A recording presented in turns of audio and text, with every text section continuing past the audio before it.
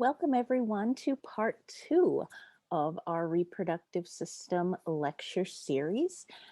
Today, or in video two, might be the same day as you're watching video one, we'll be reviewing the anatomy and physiology of our female reproductive system. Now, oops, okay. Sorry about that. I always get stuck in that first slide. So one of the things we mentioned in part one of our lecture series is that, of course, there are similarities between our male and female systems, right? But the female system is unique in that it's even more robust, even more complex than our male system. And there's a couple of reasons why, okay? Firstly, the female reproductive system has to support the nourishment, the growth, the development of this embryo slash fetus until it's time to be born. All right. In addition, once that fetus is born, the female reproductive system has to also continue to provide nourishment to the infant as it grows. So, therefore, we're going to have a lot more machinery in order to house this zygote embryo fetus, right, through development, protect it, be able to birth it, right, and then be able to continue to supply it with the food that it needs. All right. So let's talk a little bit overview of the parts of our female reproductive system. Internal female genitalia would be the ovaries, right? These are the gonads of the female reproductive system. We have the uterine tubes that connect those ovaries to the uterus, which is the area where the developing embryo will be housed, and the vagina, which is the exit for the fetus as it is born. Okay. Now, there's the peritoneum in both the male and female reproductive system, and we discussed that urogenital, right? Triangle, all of that in males. Well, the peritoneum extends for the female down either side of the uterus. So you have two regions, also known as pouches, okay, between the uterus and the bladder and rectum, okay? So the vesicouterine pouch and the rectouterine pouch. Sorry, did I say vesicouterine pouch? Let me not stumble over my words. And rectouterine pouch. Okay. Now, that being said, I'm not really going to ask you to do this kind of anatomy. I think I always say this in every lecture, to identify the pouches. But it's good to know, especially if you have your lab final coming up. Probably already passed, but just to be safe, you have, of course, these nice figures where you can see all of our different structures. Okay, so notice, because this is a side view, one big thing to point out, notice in female compared to male reproductive system, one thing is distinct. The urinary system and the reproductive system do not share any structures. Okay, no structures are shared. In the male reproductive system, the urethra is shared by both the reproductive and the urinary. Not so in female reproductive system. The urethra is a separate passageway, totally distinct and apart from the vagina. Okay.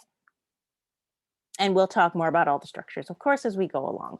And here we're looking at our internal reproductive organs here from the front. So here you can see the ovaries, and as the uterine tubes or fallopian tubes kind of wrap around, and you see these finger-like extensions. All right, and we'll talk more about that as we go on through the chapter as well. The uterus, all right, and you can see the urinary bladder is in front of, you can kind of say underneath in a way, the uterus and the vagina leading to the exterior of the body. Okay, so first, let's talk about our gonads of the female reproductive system. Those would be our ovaries. Okay, so they're paired female gonads and they're on either wall of your pelvic cavity.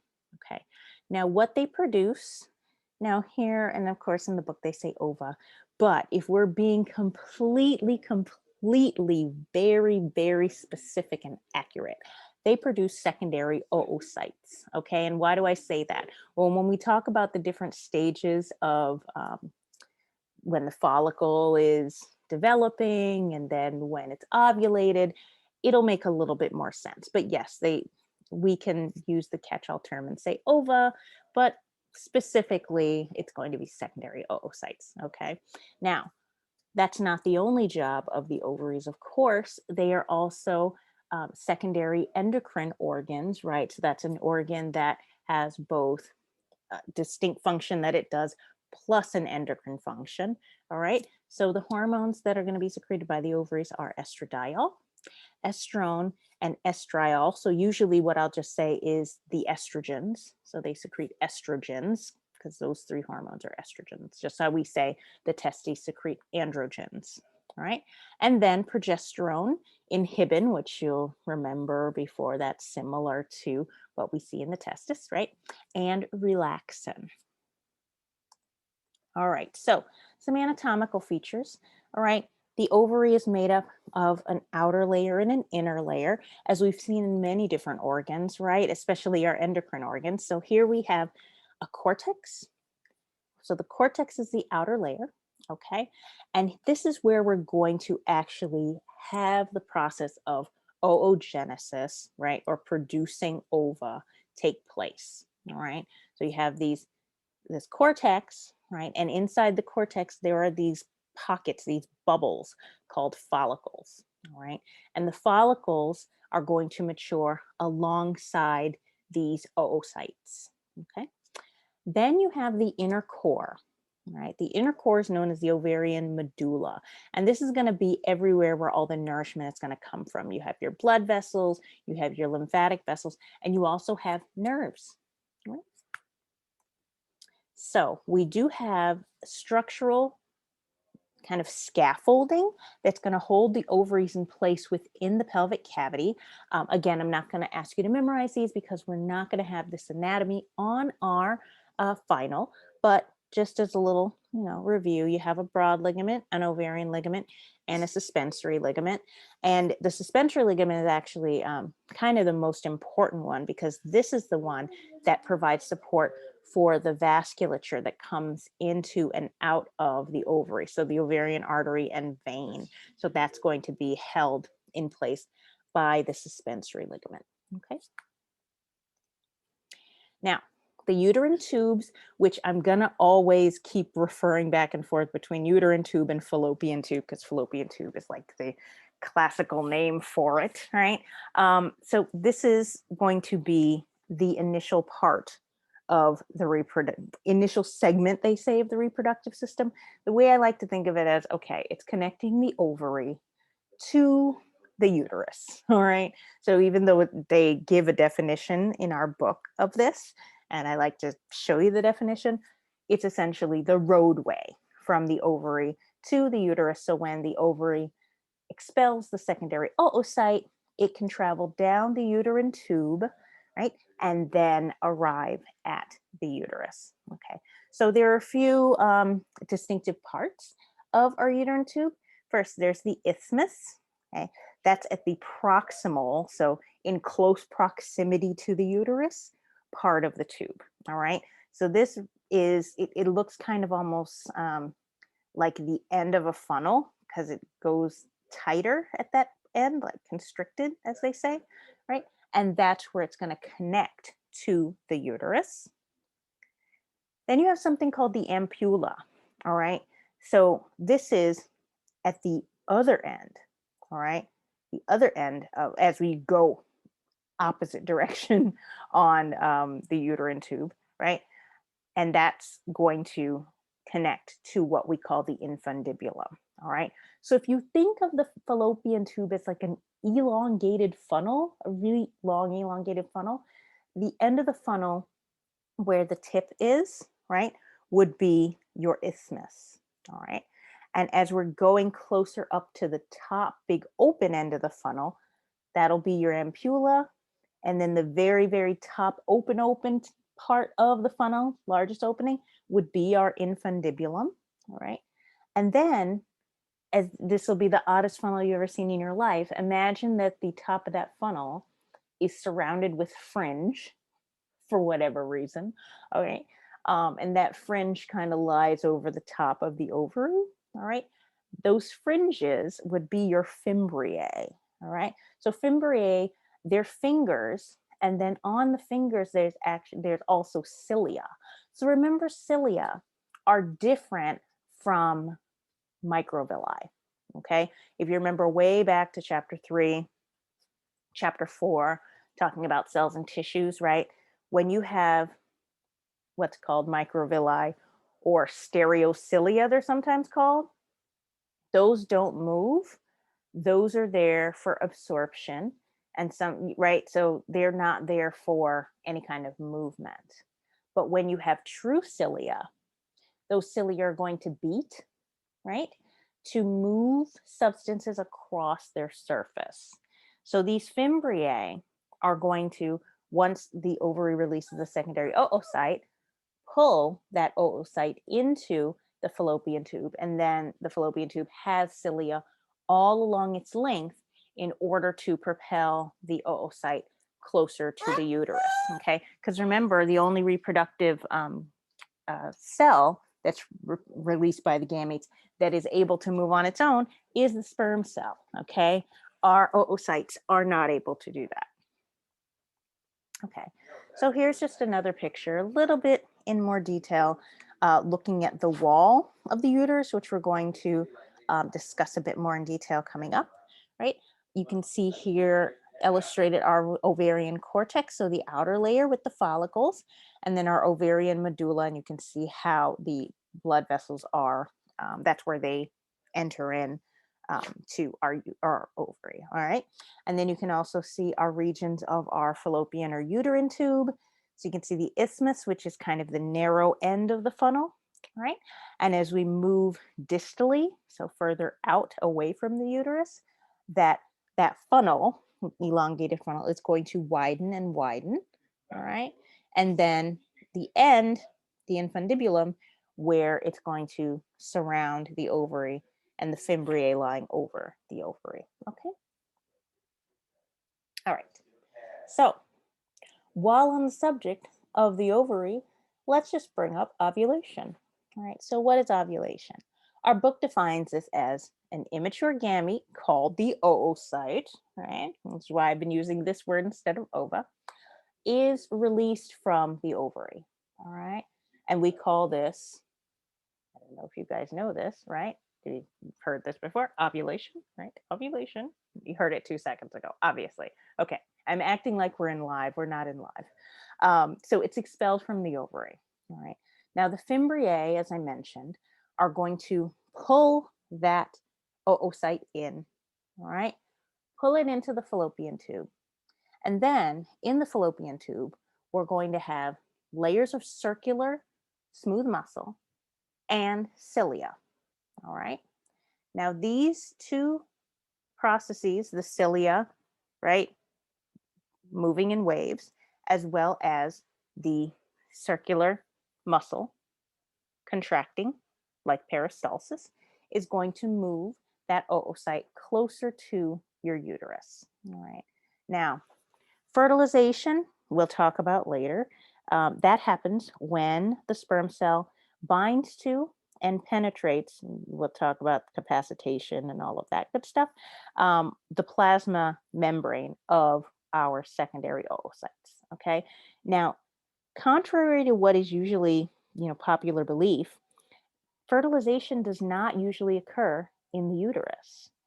It occurs in the ampulla of the fallopian tube. All right.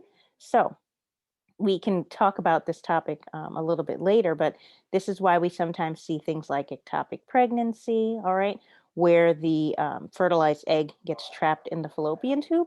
It's not because of something that is wrong about what happened in fertilization. It's just that fertilization happens within the fallopian tube, and then it's the job of the tube to make sure that that fertilized oocyte, which is now, an ova, zygote, is going to make it to our place of implantation within the uterus. Okay.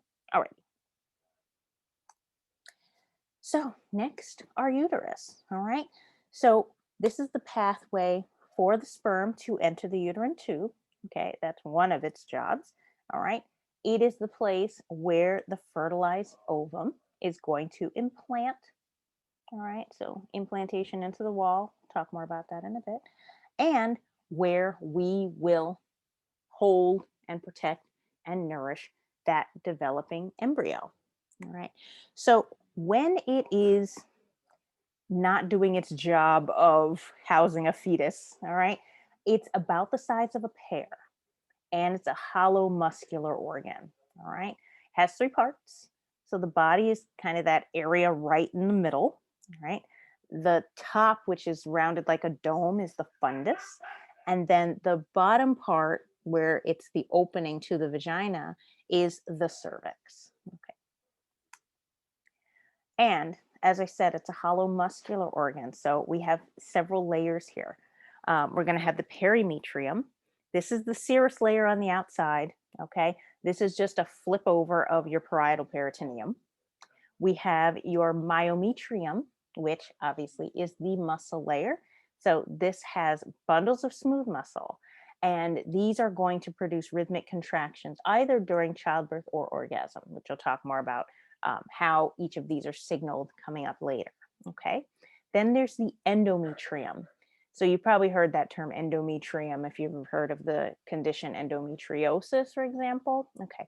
So this is the inner lining of our uterus, and it's many, many layers, depending on when in the uterine cycle we're talking about. But if we're just looking at it in absence of thinking of the uterine cycle, it has a layer of simple columnar epithelium, and that's the mucous membrane, that's the mucosa, and it's going to overlie a layer of connective tissue, so the lamina propria, as we see in most of our hollow organs, okay? We do have ligaments, and again, I'm not going to ask you much about the anatomy here, but cervical ligaments, uterosacral ligaments, round ligaments, and broad ligaments. Now, next structure is our vagina. Okay, now this is considered an organ of copulation because this is the area where the penis is received during intercourse. All right, it's also a passageway for the expulsion of the fetus, so birth. All right, and for menstrual flow. All right, so what is the vagina exactly? It's a tube, right? Hollow tube, and it extends from the cervix, which is the neck of the uterus, right, to the exterior of the body. So it is not joined with the urethra as in the male reproductive system, as we mentioned, right? It's parallel to the urethra, right? So the urinary bladder, urethra are anterior, so in the front, right?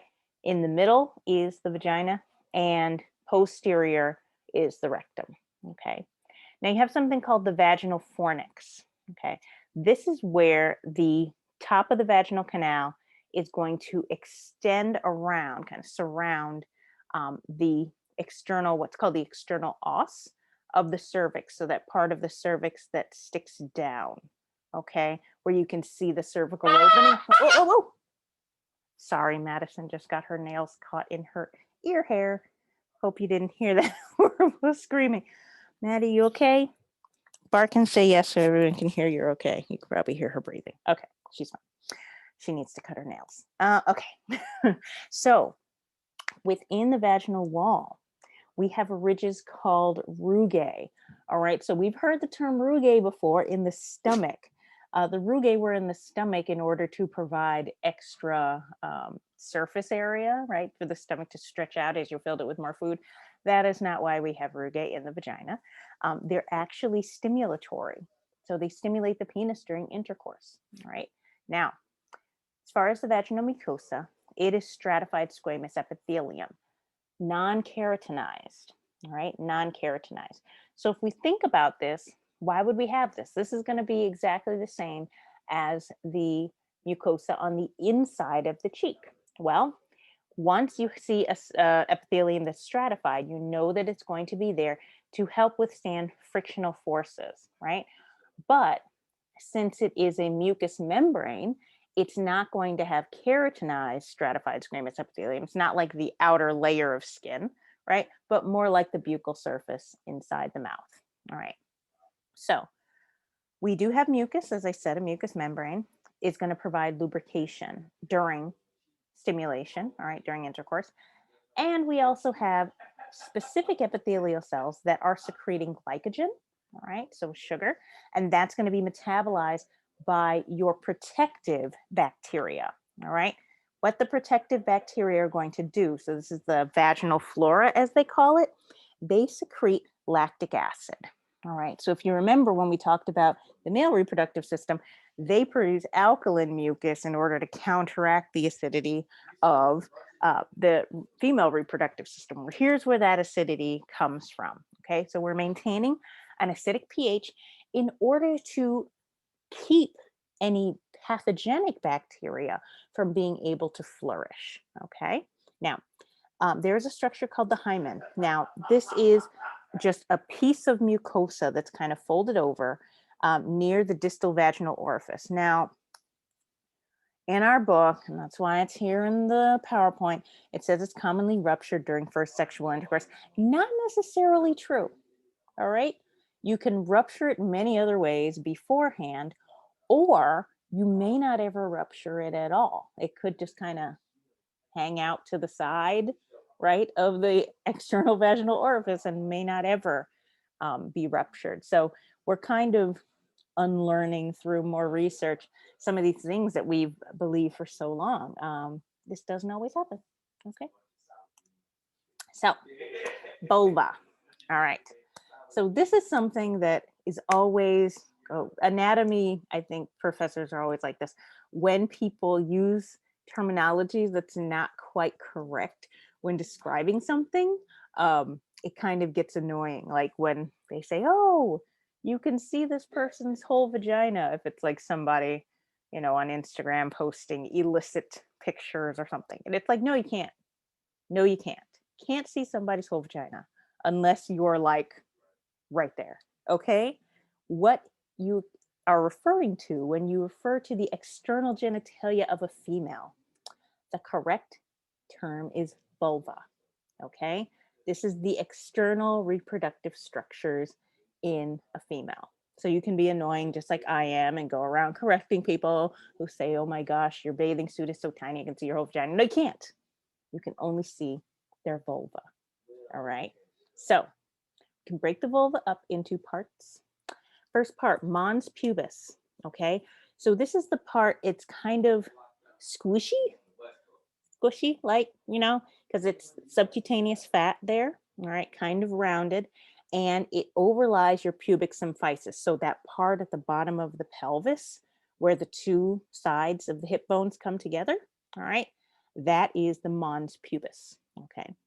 Then you have the labia. There are two sets of labia, the majora and the minora. So the labia majora is just under the mons pubis, and it's just two folds of skin, all right, with a lot of subcutaneous fat underneath. So this is obviously the same as the mons pubis. That subcutaneous fat is protective, all right? Then interior to the labia majora is the labia minora.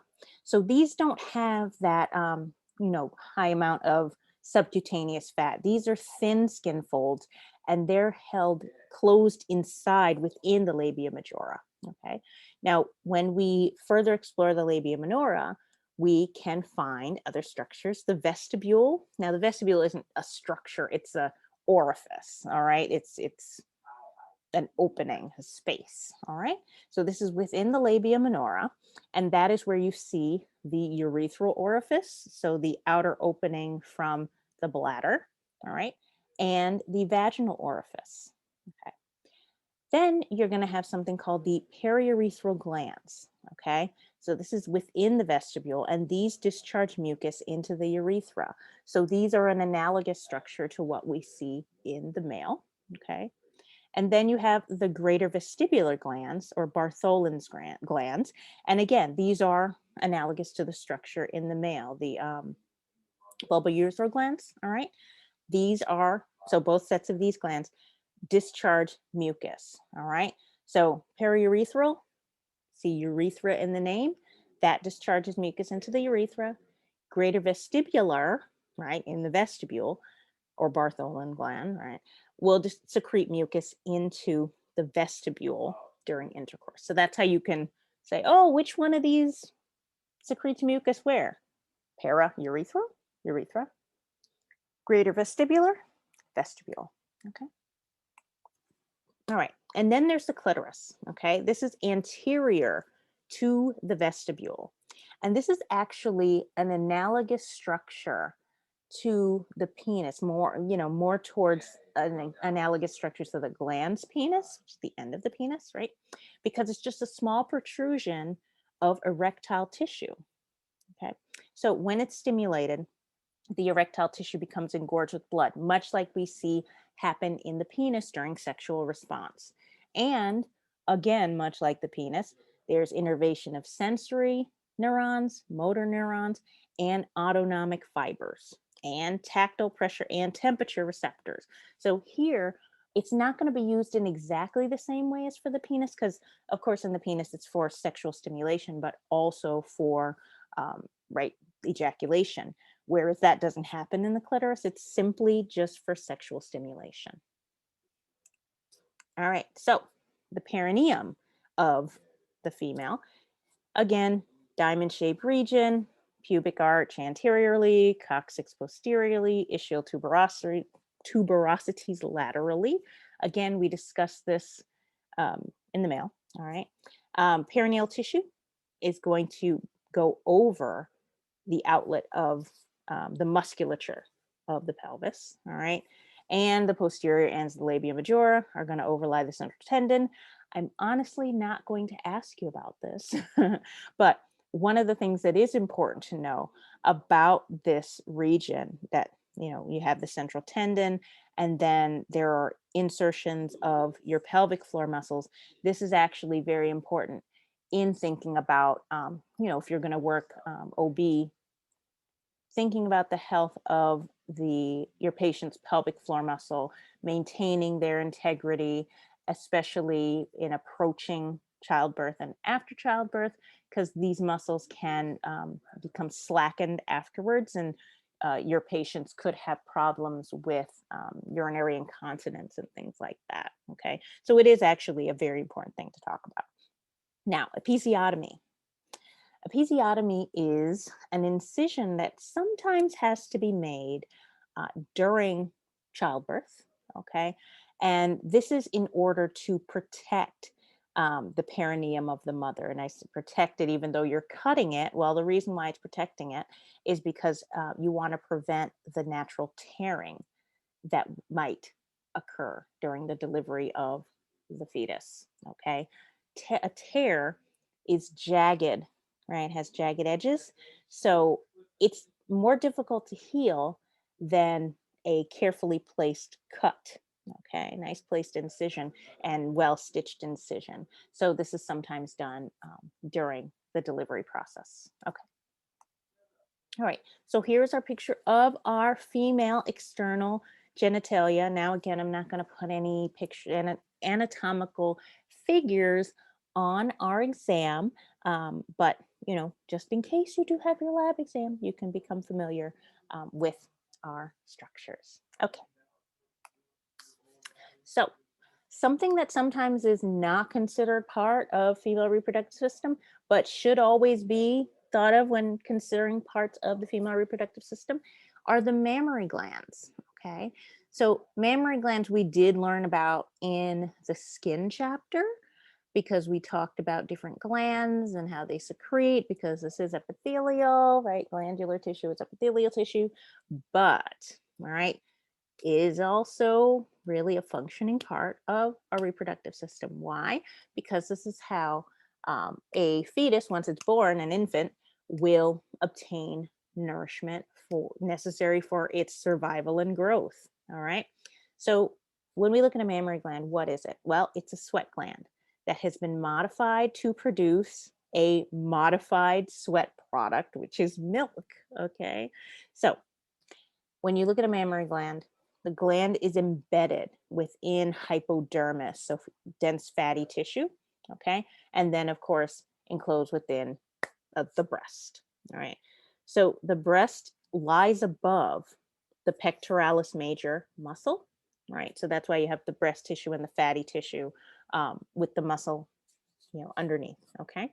Now, there is a hyperpigmented, so darker region at the center of each breast. That is the areola. And within the areola, at the center of the areola, is the nipple where the milk will exit the body.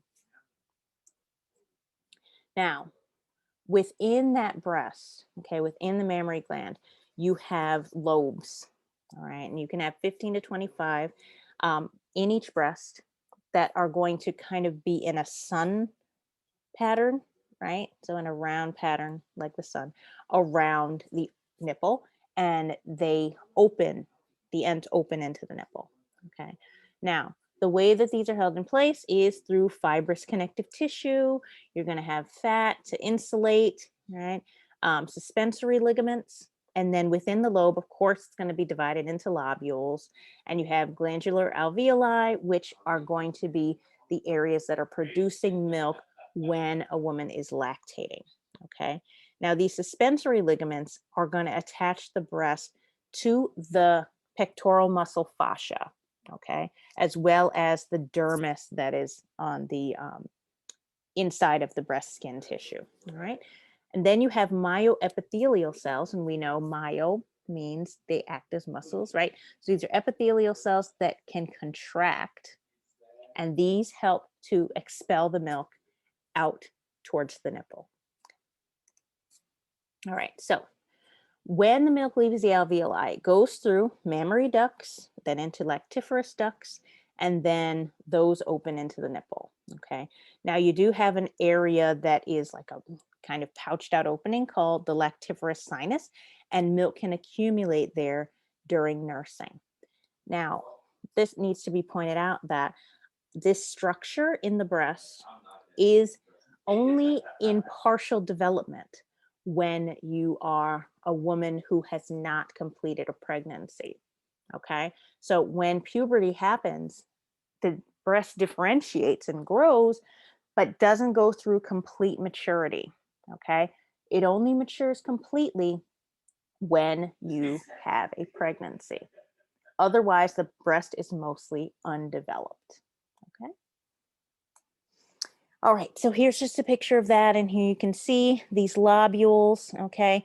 And then those round areas are the alveolus, and don't they look familiar in structure? They look kind of like the alveolus that we see in the lung, so they share a similar name, okay? And you can see the cells lining the alveolus are going to secrete milk, all right? And look at the difference here on the right side between the mammary ducts in a non-lactating breast, okay, and the way that they look in a lactating breast. Very different. All right, so here are all the functions of the structures of our female reproductive system. And of course, after this, we're going to go a little bit more into the physiology. So I know it's like, oh, we've talked about the function. Well, it gets a lot more complex from here. All right. All right, so our first A&P in the real world here in our female reproductive system is breast cancer. Okay, so breast cancer is the second most common type of cancer in women after skin cancer, non-melanoma skin cancer, it should be pointed out, in the United States. Okay, we see over 200,000 cases per year of breast cancer. Now, breast cancer is not just a female disease. Males get breast cancer as well. And in fact, breast cancer in males can sometimes be even more aggressive and deadly. So what are some risk factors for breast cancer? A big one, family, okay? If you have maternal relatives with breast cancer, you should be more vigilant you should be vigilant no matter what as a female of your breast tissue and changes in your breast tissue, all right? But if you have maternal relatives, aunt, mother, grandmother, okay, with breast cancer, sister, definitely, right? You should be more aware. of your breast health. Okay. If you've had a longer reproductive span, so what does that mean? If you started your menstruation early, okay, like before age 13, let's say, all right, and you menstruated till a later age, like you had menopause very late, like late 50s or something, okay, obesity, because just because of the increased inflammation on the body, okay. Another thing is something called, if you get pregnant after the age of 35 or at the age of 35, they call it geriatric pregnancy. So if you had your first child, if your first child was a geriatric pregnancy, all right, so you had first baby at 35 or later, or you've had no pregnancies, it actually gives you a little bit more risk of breast cancer. So why is this? Well, it's because that breast tissue stays for, well, this is what they hypothesize, that breast tissue stays in that non-differentiated state for a longer period of time. This is one of the hypotheses that they put out for this. And then I know you all have probably heard of this, BRCA1 and BRCA2. So these are breast cancer genes. So having BRCA1 or BRCA2 does not mean that you are getting breast cancer. Okay. These are genes that we find people with these genes have an increased susceptibility to developing breast cancer. Okay. This does not mean if you have these genes, you will get breast cancer. It just means that you have an increased risk of being susceptible to developing breast cancer. Okay. So people with these genes usually are more closely monitored. All right. They're monitored from an earlier age. And sometimes they can be candidates for a prophylactic mastectomy. So, what does prophylactic mastectomy mean? It means that we're taking away the breast tissue as a preventative, okay, to make sure that we prevent you from developing breast cancer. All right. So, one of the things that is insidious about breast cancer is that you can't feel it. You can feel it sometimes, like from palpating the breast, but it doesn't cause pain. All right. Most of them are painless. Exception to this is inflammatory breast cancers. Like that can feel pain or irritation or itch or burning, but most breast cancers do not produce any pain until they're advanced and they've spread. Okay. But we can prevent that by detecting it early. So you can do monthly self-examinations, locating lumps that may be malignant. So if something is feels like a hard pebble, all right, like a little stone or a marble, very hard, and it's anchored to surrounding structure. So it's not something that you can move around like it's floating around in there. Okay, it's anchored in and it's hard like a rock. That is something that should be of concern. Okay, now, of course, starting at age 40, or sometimes 50, I don't know, they keep changing these rules. You can begin to get mammograms. Okay. So, what a mammogram is, it's just an x ray of the breast. Okay. It's not anything really sophisticated, just an x ray. Right. And this looks for areas of increased tissue density. Okay. So, you can find small malignancies that you can't yet feel, so aren't palpable, aren't feelable by the hands, the fingers, okay, in a breast self exam. Now, they say that women over 50 should have a mammogram every 2 years, and women with a family history of breast cancer have regular mammograms before age 40.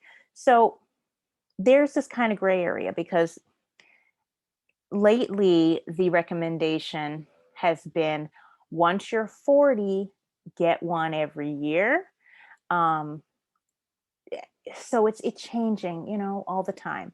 One of the downfalls about mammograms is sometimes they can cause worry in women because they'll see something and it ends up being nothing. It ends up being benign, but the woman has something that they flag in the mammogram and then they have to go get a biopsy and it causes a lot of stress and a lot of additional medical procedures.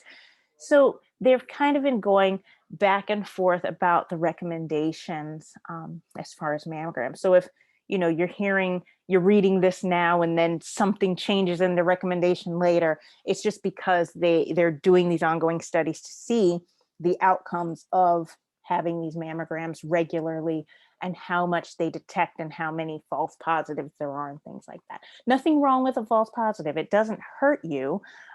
It's just sometimes that it causes hypervigilance, and they've been debating as to whether or not they should have them be as frequent as they are. All right. So what if your positive really is positive and you're found to have breast cancer? Okay, so there's lots of different treatments that you can undergo. You could have chemotherapy, right? And there's a lot of chemotherapy drugs that can make sure that the disease is wiped out and does not recur, all right, and does not progress. We're getting a lot better with this because we're able to detect certain genes in the cancer cells and have chemotherapy treatments perfectly catered to that particular mutation. All right. So sometimes you'll see this when you're watching a commercial and you see some of the commercials for metastatic breast cancer, and they say if you have this gene and this gene and this gene, or if it's HR positive or HR2 negative, right? If you've seen those commercials, this is looking for those particular genes or looking for what those breast cancer cells respond to. Do they respond to hormone? Do they not respond to hormone, right?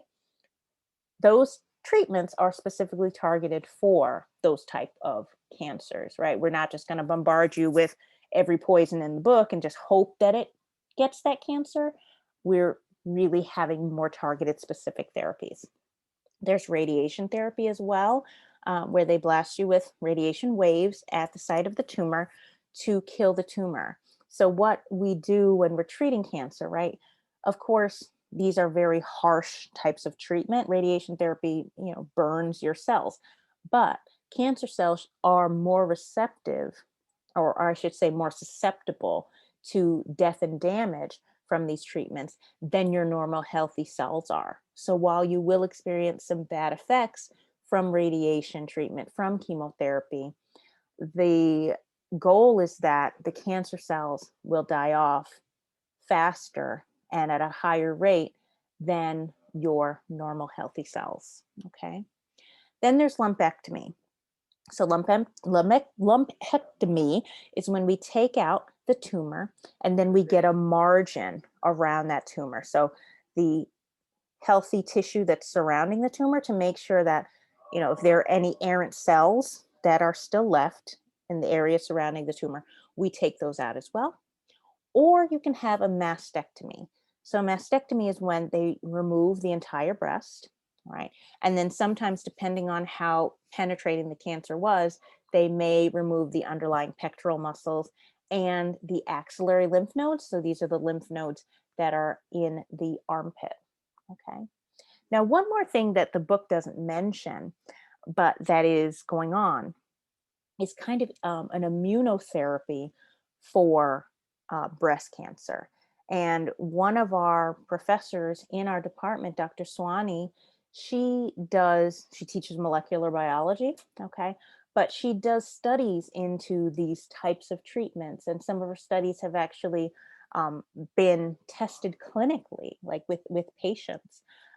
If you are interested in getting into research, of course, you know that there's a lot of research that goes on with Lehman students, nursing students, and biology students, and students of other majors, right? And of course, if you're going to go to the thing next Saturday, students also doing research at Einstein, there's so many different emerging technologies and treatments that hopefully one day in the future, you guys probably heard of CRISPR and all of this, and you see what's going on with the mRNA and our COVID vaccines, right? Soon, hopefully, we'll be able to have specialized medicine where we can find out what thing in your genes has gone wrong, whether it's cancer or something else, right? Diabetes or MS or whatever kind of disease or disorder you might have. Look at those genes and give you a therapy that's targeted just for you. I mean, right now it's just in the pipeline, hopeful, working on it. But hopefully in our lifetimes, we'll start to see these types of individualized medicines. Okay. All right. So now here's where it gets crazy. The physiology of the female reproductive system. And why do I say crazy? Because it is like riding a unicycle and juggling at the same time. Like obviously it can be done, but you're having two completely different parts of something, two systems running at the same time. And for us to try to understand both of these systems, what's going on with the unicycle, what's going on with the balls being juggled in the air, right? And somehow relate those two processes to each other and overlie them on each other is what I feel like is the big challenge of our female reproductive system physiology. But let's get into it. All right. So first, we talked about spermatogenesis in the male reproductive system. And let me tell you, this oogenesis makes spermatogenesis look like arithmetic. And this is like differential equations when we start thinking about the ovarian cycle and the uterine cycle and how they coincide. All right, so oogenesis is how ova or secondary oocytes, right, are produced. So those are the female gametes, obviously, right? And it's going to be different from spermatogenesis. All right. Remember when we talked about spermatogenesis, right? And you have these stem cells that are there in the testis, and they just divide up until puberty, right? And then start to differentiate into sperm. Well, in a female, oogenesis starts during fetal life, okay?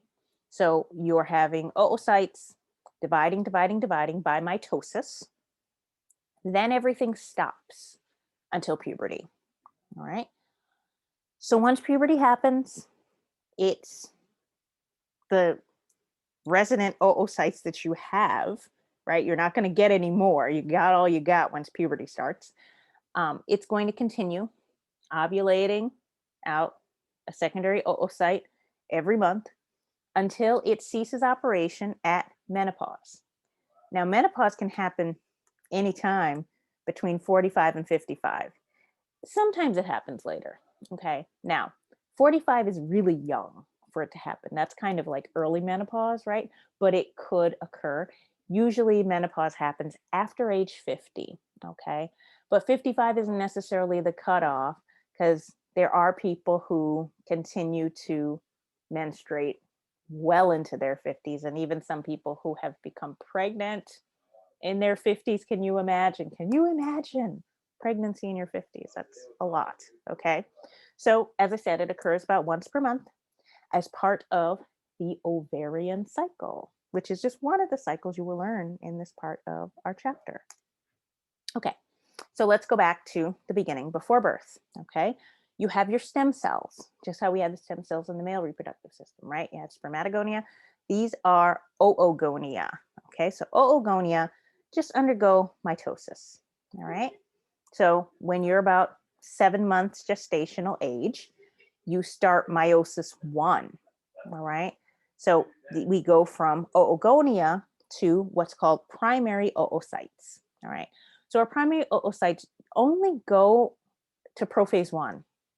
So when we say they're in meiosis, they're not deep in meiosis. They're in like the first step of meiosis. All right. And then they stop. All right. So they go into stasis, they sleep. Now, all through childhood, you're still in prophase 1. You're still a primary oocyte. And you do not develop any further until after puberty. All right. So after puberty, you have a change in your hormone levels, and that's going to trigger the ovarian cycle to begin. Now, here's another thing that's kind of, and I decided, I used to give talks about this because I studied a lot of endocrine stuff in, grad school and all of that. So this used to be an area that I go real deep on. I'm not going to go real deep onto it. I'm going to leave it at the same level as what's in the book, but there's a kind of a complex kind of signaling that goes on. It's going to involve your body composition, right? And these different signals that are going to tell your brain that you have readiness to support a fetus, okay? We'll talk about that coming up, but it involves different chemicals like kisspeptin and all of this. We'll get to that. All right. So just imagine, suspend that for a while because, we'll come back to that, okay? But you're at puberty, okay? So from puberty to menopause, about every 28 days or so, okay, 20 to 30 primary oocytes are going to be stimulated to start to come out of their stasis, okay? So the thing is, these 20 or 30 are going to be recruited, but one is going to become the dominant one, all right? And that one will complete the first meiotic division and then make 2 haploid cells, okay?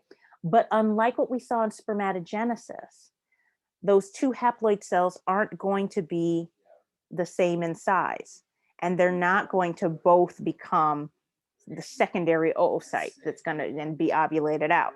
All right. You'll have one haploid cell that is large and one haploid cell that is smaller. Okay.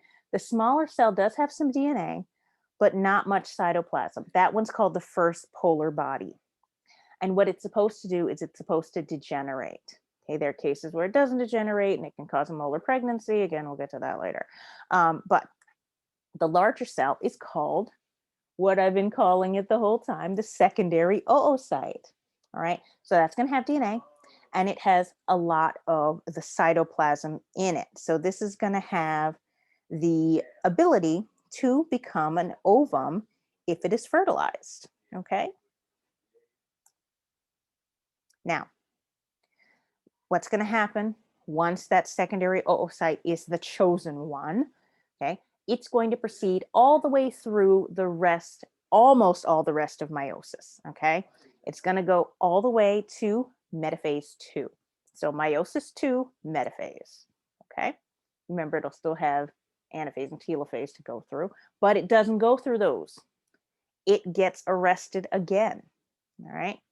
Now, if it so happens that this secondary oocyte, which has been ovulated out, comes into contact with a sperm cell and is fertilized, it will then complete anaphase 2, telophase 2, and divide to form a second polar body and an ovum. All right. Now, sometimes that first polar body that we mentioned in the last slide will go through a second meiotic division. Okay. So you'll have 2 polar bodies, and both of those are supposed to degenerate. Okay. So again, from our 1 that we had here, see, our 1 oogonium, if this was a spermatogonium, we would end up with 4 cells. But what we, But what we end up with here is we start with 1 oocyte, send off a first polar body, degenerates, right? Secondary oocyte, fertilize, send off a second polar body, and a fertilized ovum. So we end up in the end with just 1 secondary oocyte that is able to be fertilized, okay? So in the end, this is a lot less, let's say it's a lot more conservative than spermatogenesis, right? Because in spermatogenesis, our yield is much higher. We start out with 1 spermatogonia, right? And then we end up with 4 sperm. Here, we end up with 1 secondary oocyte, or 1 fertilized ovum, I should say, after having 1 primary oocyte. All right. So again, and this happens once every 28 days that this occurs, right? So not a lot of chances for us to see fertilization in a female because you're not shooting out 40 million eggs, right? Every however long. Okay, this is much more conservative. All right, so what happens during this whole entire process? All right, um, so oogenesis, when it begins, what we're going to see is, of course, an oogonium that is going to be haploid. All right, sorry, diploid. Okay, so 46 chromosomes. All right, and then we're going to do all the processes of meiosis 1, meiosis 2, and end up with one secondary oocyte that has 23 chromosomes. When it's fertilized, we call it not a secondary oocyte anymore, but now an ovum. And because of the merge with the DNA from the sperm cell, now has 46 chromosomes. Okay. Now, as far as our spermatogenesis versus our oogenesis, we can think of a lot of differences, right? As I said, one produces a lot more than the other. So first, let's think about our similarities, okay? So spermatogenesis and oogenesis are both going to produce gametes, right? We get a sperm and an oocyte from each process, all right? In both processes, we go from having a beginning cell, stem cell, that is diploid, that produces gametes that are haploid, okay? But the roles that those gametes play are very different, all right? So, first thing, sperm. You make a lot. Every single spermatogonia, right, is going to result in 4 sperm cells. Okay. So why do you make so many? Well, you have to travel as a sperm cell, as I mentioned in the first part of this lecture, through Mordor. If you're not familiar with Lord of the Rings, excuse me for being a big Lord of the Rings nerd, but it's a very, very difficult place to go through. Long journey, okay? Like you're going across Death Valley, all right? Trudging through the desert, difficult terrain, okay? So you're going through what's a very inhospitable female reproductive tract. All right. It's almost as if they don't want you to be there. Okay. Most of the sperm cells won't survive. So the more sperm that you can ejaculate into the female reproductive tract, the more sperm will be likely to survive the journey and make it to that secondary oocyte within the ampulla of the fallopian tube. All right.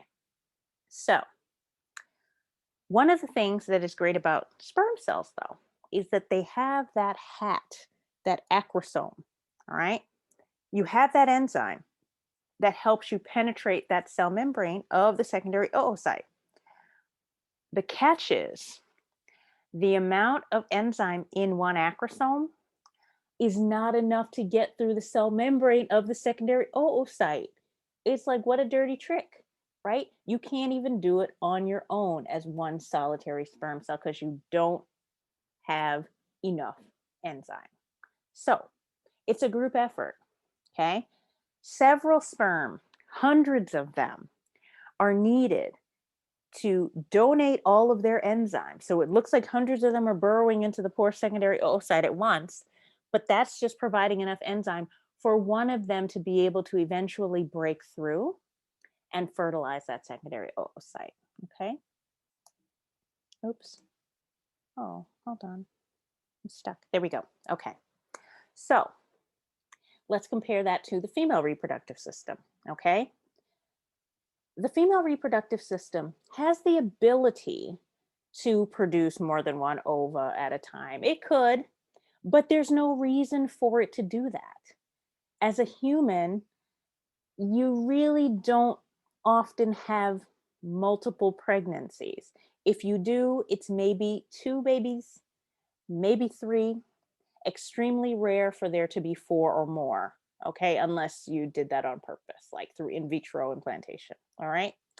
When you form an ovum, you want to have all of that cytoplasm, all right, all of that ability to develop into a structure that's going to be able to nourish and support that embryo as it develops. Because once, the ovum is fertilized and it implants in the uterus, it's not immediately tied into an umbilical cord and all of that stuff. So it's going to be the structures within that secondary oocyte and then subsequently the ovum that will help that newly developing, forming ball of cells continue to, have life, have nourishment, and have support until all of those new structures that support the pregnancy can be built. Okay. All right. So, more about this for the sperm cell. Its job is similar to the job that the male partner contributes during this whole process of, attempting to fertilize a secondary oocyte. Okay. The male partner deposits the sperm. The sperm does the same thing, delivers the genetic material. Here's some DNA. Secondary oocyte. Secondary oocyte says, thanks. All right. That's it. That's all it does. Okay. So, in order to achieve that end, think about the male reproductive system. Not a lot of bells and whistles, right? It's utilitarian. Make this sperm, make sure the sperm is strong enough and has all the resources it needs to get to that spot in the female reproductive system where it will find the secondary oocyte. That's it. Okay? We don't need all of the extra machinery. Same thing with the sperm cell itself. All right? It doesn't need Golgi apparatus and rough endoplasmic reticulum and no. All right? It is the headpiece that has the DNA in it and the acrosome on it. It's a stack of mitochondria so that it has energy in order for the tail flagella to move. That is it. It's sleek and efficient. It delivers that DNA to the secondary oocyte. That's it. So that's why sperm cells are small, fast. That's all they need to be. Okay. And you produce millions of them every day, just in case you need them. Okay. Whereas with oogenesis, you got one secondary oocyte, maybe two if you hyperovulate per month. All right, so here we've laid this out in a nice little chart, right? When does spermatogenesis begin? When does oogenesis begin? What's going to happen at puberty? All right, how many cells do you produce? What happens during meiosis? How many cells do you end up with, right? When does the process end? And how long does it take to go through meiosis? And how often are you going through meiosis? All right. Okay, so here is a quite extended part of our lecture, our ovarian follicles and the ovarian cycle. Now, first thing, we have a multi-tiered negative feedback loop here with multiple hormones involved, just as we saw in the male reproductive system, okay? We also have the HPG axis, right? Hypothalamus, pituitary, gonad, right? As we saw in the male, all right? Instead of testosterone and androgen binding protein and inhibin being the drivers of this feedback loop, we have estrogen and progesterone. Okay. Now, another thing that's different, when we set up that hypothalamic pituitary gonadal axis in the male, it pretty much is set, right? And then it just continues, and testosterone is pretty much released on a tonic rate, right? Maybe some little fluctuations when levels go up or down, but that's it. Female reproductive system, not so. Not so. It's complex. There are rhythmic fluctuations of hormone throughout the 20-day cycle. Okay, so let's get into it. First, we know about oocyte, right? They're developing within the follicles, which is inside the cortex of the ovary, right? Before you're born, you have the primordial follicles. Each follicle has one primary oocyte. Now, when you're in childhood, remember, you're not dividing anymore, okay? When you're in childhood, your primordial follicles start to die from apoptosis. So you're actually losing oocytes during childhood, all right? And whatever you have left during puberty, right? Those are what you have for life, okay? Now, a little bright light, little silver lining here. There are some primordial follicles that are still hanging around that can grow into primary follicles as the oocytes within the ovary get bigger, okay? And they can develop into secondary follicles, okay? All right, so from puberty into menopause, you'll have that one secondary follicle per month that can grow into the mature follicle, right? That'll be the dominant one out of the 20 or 30 that are recruited. Now, that secondary follicle that's going to grow into the mature follicle is also sometimes called the vesicular follicle, all right? Or you might see it called the tertiary follicle. Now, inside of that follicle, there's a secondary oocyte, okay? That secondary oocyte, remember, is static at metaphase 2. When ovulation is occurring, what's happening is that vesicular follicle that has the secondary oocyte in it will rupture, all right? When it ruptures, the secondary oocyte is released from the follicle, okay? Now, the follicle doesn't just kind of scar over and, heal up, shrivel up. It actually becomes a new structure. That new structure is called the corpus luteum. Corpus luteum is going to release hormones as well, okay? Now, this corpus luteum stays viable for as long as necessary. Now, if the oocyte is fertilized, it will persist for longer, and we'll talk about what happens there. If fertilization does not occur, then the corpus luteum is going to degrade into something called, well, let me get to the next slide and show you that. Oh, no, it's not on the next slide. Wait, where is it? Oh, no. Did I? Oh, well, sorry. I think I dropped a slide. Where was I? Okay. So anyway, if fertilization does not occur, it scars down. Okay. So it shrinks and scars down, stops releasing hormone, and then it's known as corpus albicans. At the end, there should be a slide where it has the pictures and you'll see it there. Sorry, I was supposed to have another slide in here. I dropped it. Anyway, so our phases of our ovarian cycle. This is complex, all right?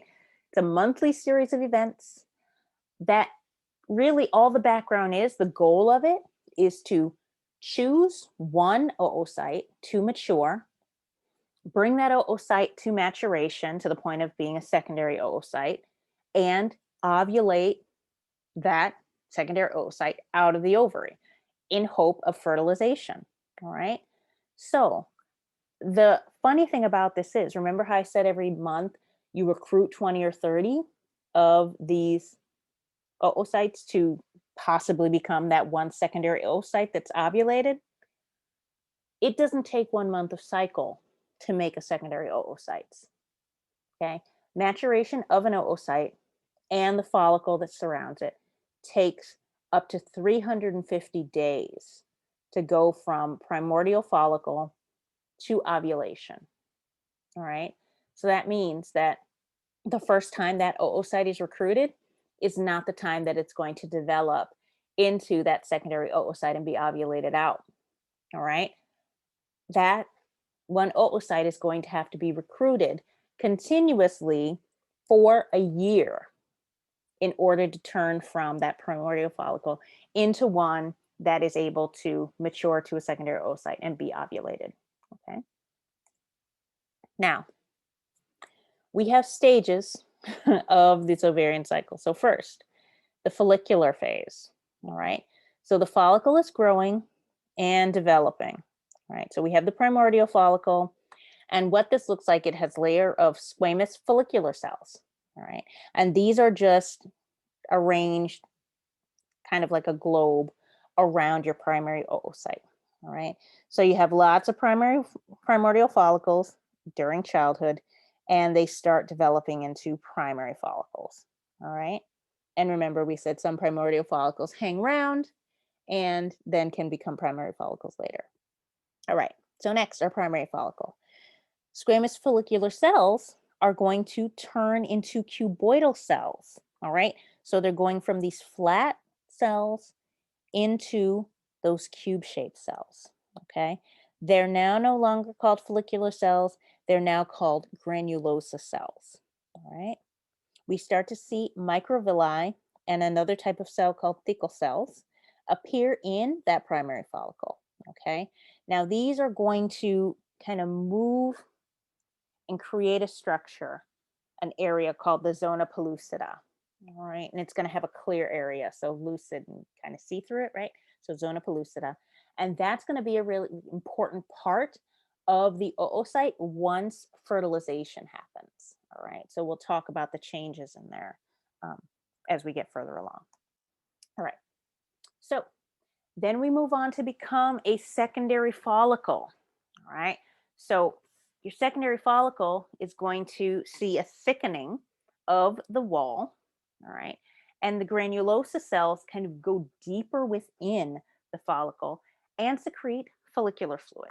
All right, so we'll see small pockets inside. Remember, we already have one pocket, the zona pellucida, but we'll see more pockets start to form.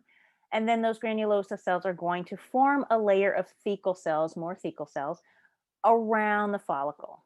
All right. So this is telling the cells in the ovary to make a thick layer of thecal cells, right? And then the granulosa cells start to produce estrogen from a combination of compounds that the thecal cells are secreting. Now, last but not least, we're going to form our vesicular or tertiary follicle. Okay, so remember those little pockets that we were forming, right? Those are going to merge into one big pocket called the antrum. All right, so the primary oocyte and those granulosa cells are going to push themselves into the antrum on the stalk. Okay, the follicle keeps getting bigger and it's going to bulge out on the surface of the ovary. Right. Now, the primary oocyte is going to be stimulated to complete meiosis 1, go to be the secondary oocyte, so it goes into metaphase 2 and stops development, right? And remember that it's going to stay in metaphase 2 unless it's fertilized, okay? So here's what that looks like. So here you can see that primordial follicle, okay? And then you can see the primordial oocyte within.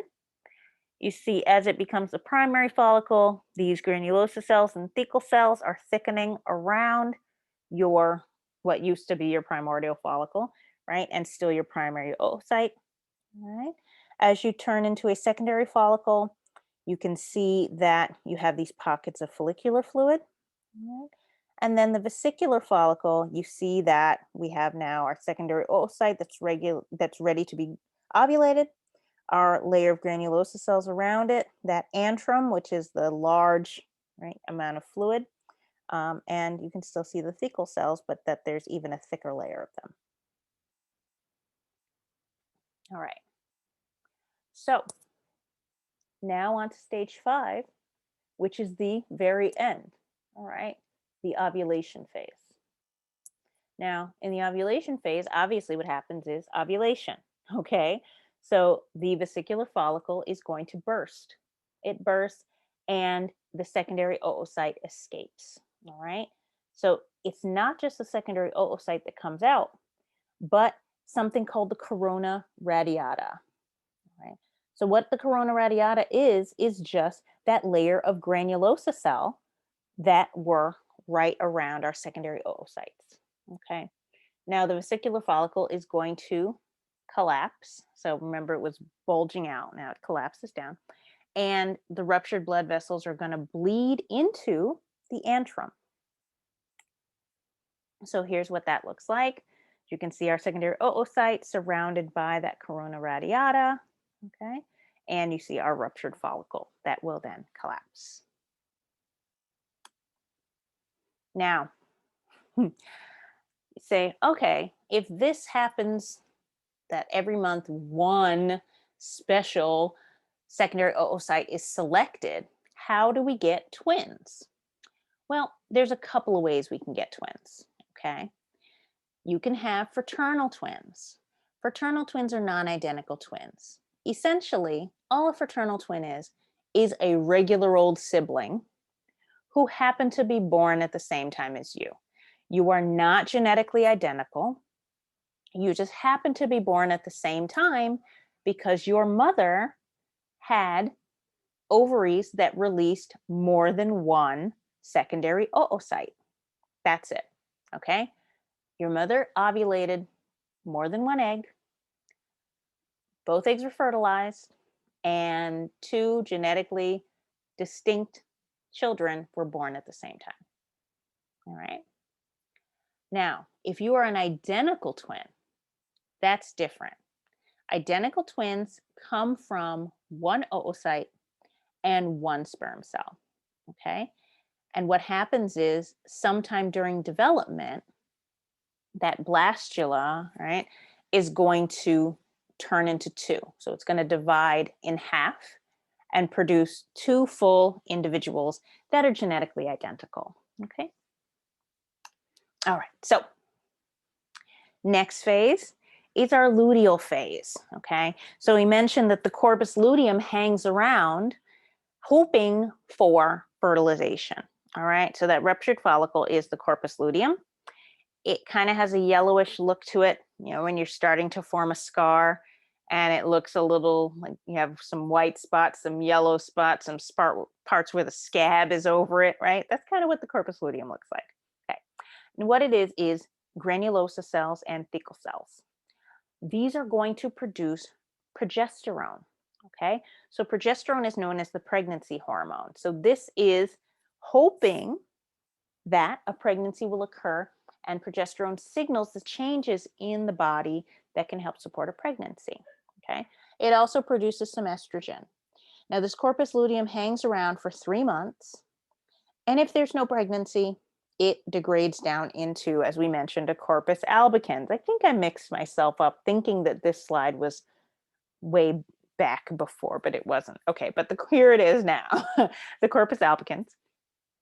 It's going to turn into a white knot of scar tissue. So it just looks like, right, a kind of tuft of connective tissue. And that marks the end of one ovarian cycle. Okay. So here's what that looks like. Corpus luteum, right, remains after the follicle has ruptured and the secondary oocyte has escaped.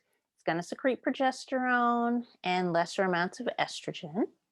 And then after 3 months, if there has been no fertilization, that corpus luteum will degrade down into the corpus albicans, and you can see that formation of that white connective tissue, that scar tissue. Okay. And of course, as we said in the book, macrophages will come and degrade it down, and it'll just end up being a little scar on the surface of the ovary.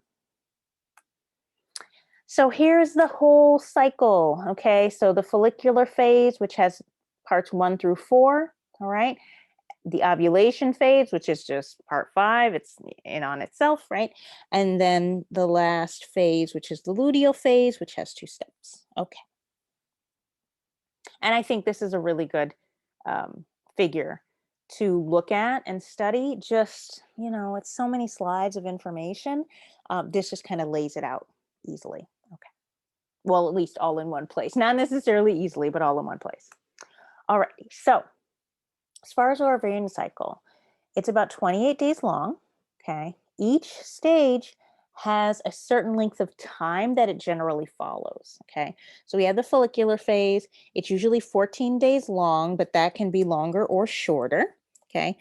The luteal phase goes from day 14 to day 28. Now, the luteal phase is relatively constant. It is usually that same 14-day length, whereas the follicular phase can be shorter or longer than 14 days. All right, so how do we do the hormonal control of the ovarian cycle? So this is not going to be like a rhythmic,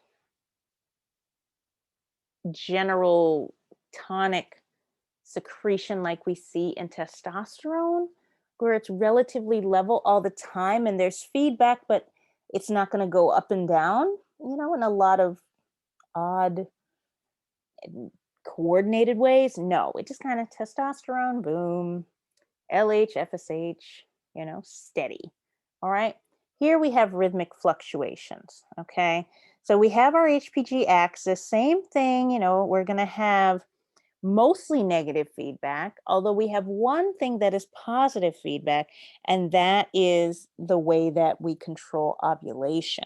Okay, so already before we even get into it, you can already see that it's a little more complex than what we see in males. Okay, so in this 28-day cycle, we have a first tier control, same thing, hypothalamus. Hypothalamus is going to release that same releasing hormone, GnRH. That's going to travel to our anterior pituitary. Here we're going to see the same two gonadotropin hormones being secreted, our LH, luteinizing hormone, and our FSH, our follicle stimulating hormone. Now, in the female, the LH talks to the thecal cells and gets them to secrete androgens, all right? It also talks to our granulosa cells, all right? Now, FSH is going to tell the granulosa cells to secrete estrogen, all right? That androgen that was secreted by the thecal cells will be converted to estrogen, all right? So I mentioned in part 1 that when you're a developing male fetus, there is this enzyme called aromatase that can turn testosterone into estrogen, right? This is the process of what's going to happen here. The thecal cells are making androgen in response to the signal from LH, right? Then our granulosa cells will take that androgen and aromatize it, so change it with that enzyme aromatase into estrogen, okay? We're also going to see the secretion of inhibin. All right, so what's going on after these things occur? So estrogen is going to be the hormone that's going to find that one dominant follicle and tell it to continue to develop, all right, and turn into the vesicular follicle, all right? That vesicular follicle will make enough estrogen to start exerting positive feedback back up in the brain, so in the anterior pituitary. That signal is going to tell the anterior pituitary to produce a big quantity of LH. We call this the LH surge. Okay, this is a positive feedback loop. The more estrogen comes out, the more the anterior pituitary is going to want to burst out a huge amount of LH. Okay, when you have this LH surge, it's also going to increase the amount of FSH that's being released. That surge of LH plus that increase of FSH is going to trigger ovulation. Okay, so the secondary oocyte's going to be released, that vesicle is going to burst, right? And the corpus luteum is going to produce more quantities of progesterone, right, in preparation for possible pregnancy, fertilization. It's going to produce estrogen and it's going to produce inhibin. Okay, so what are the effects here? Well, since we're going to have more estrogen and inhibin, these are going to do pretty much the same things that we saw inhibin and testosterone do in the male system, okay? They're going to exert negative feedback onto our hypothalamus and our pituitary, all right? Then we'll also see estrogen inhibiting, right, through this negative feedback, our GnRH from hypothalamus, our LH from anterior pituitary, and our inhibin is going to inhibit our FSH secretion. Now, what's the goal here? The goal here is to prevent other primary follicles from being signaled to develop too early. All right. So you don't want to have, while one ovulation cycle is going on, more secondary oocytes then being prepared and ovulated out. Okay. We want to have this going in a steady cycle where there's going to be one primary follicle that will turn into that secondary, well, that tertiary follicle and produce that one secondary oocyte. Okay. Okay. So what if fertilization happens? Right? That progesterone that's ongoing secretion, right, from the corpus luteum is going to talk to the brain. So it's going to talk to your hypothalamus and talk to your anterior pituitary and tell those structures to inhibit, right? So stop, slow down, release of gonadotropins for the duration of the pregnancy. Okay.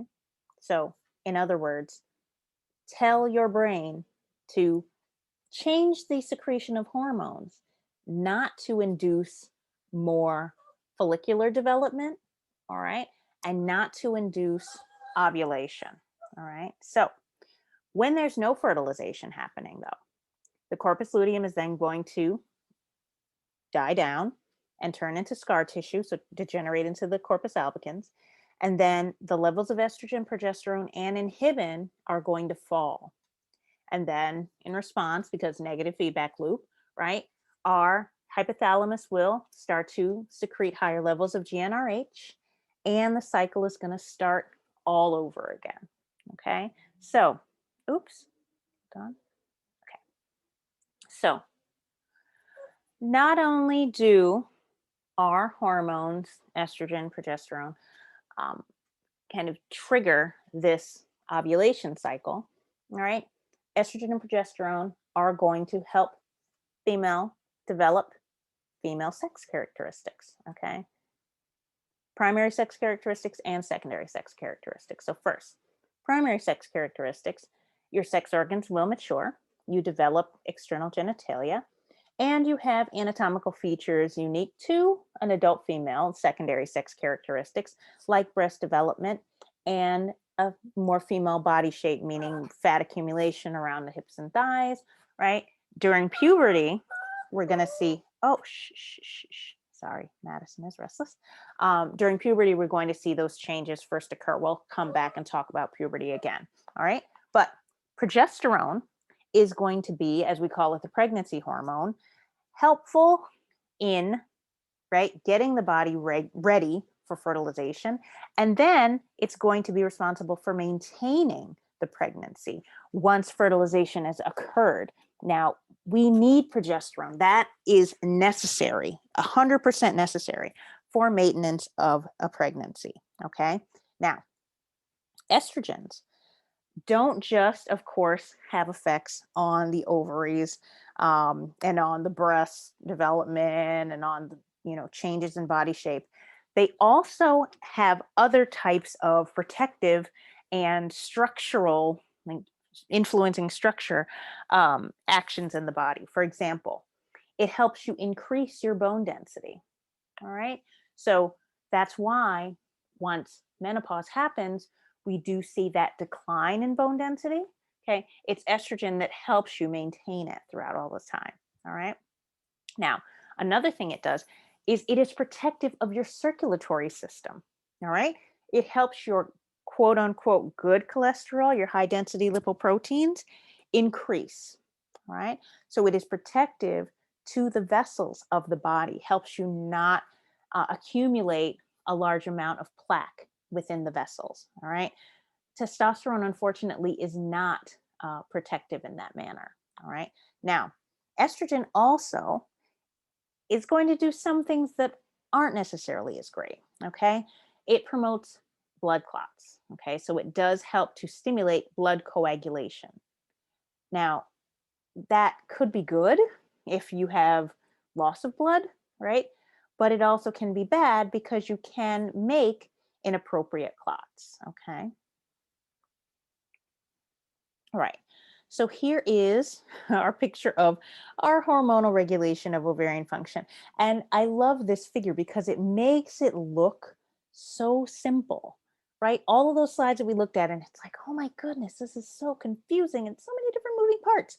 But here it actually looks pretty straightforward, right? Okay, so I would say to kind of get a grasp on what the hormones are doing for the ovarian cycle, this is a good place to look.